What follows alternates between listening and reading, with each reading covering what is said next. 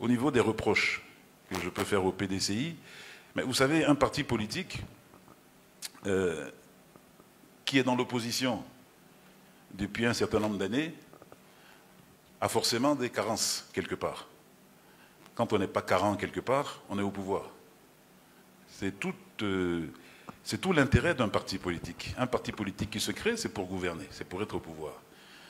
Si on l'a été une fois, on a été bon. Si on a été sorti de ce pouvoir, c'est que ça a coincé quelque part. Je ne suis pas un accusateur.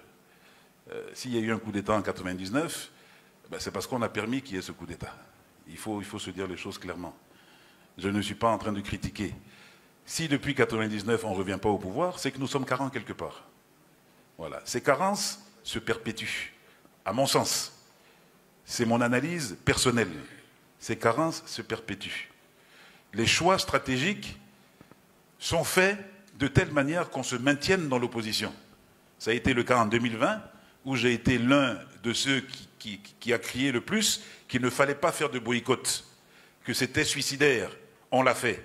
Aujourd'hui, je suis l'un de ceux qui dit la communication politique du PDCI est inexistante. Il faut s'organiser, il faut faire une communication politique structurée, stratégique. Je ne suis pas entendu. Ça, c'est une carence qui nous envoie dans le mur. J'ai 56 ans. Je n'ai pas envie d'être opposant jusqu'à 70 ans.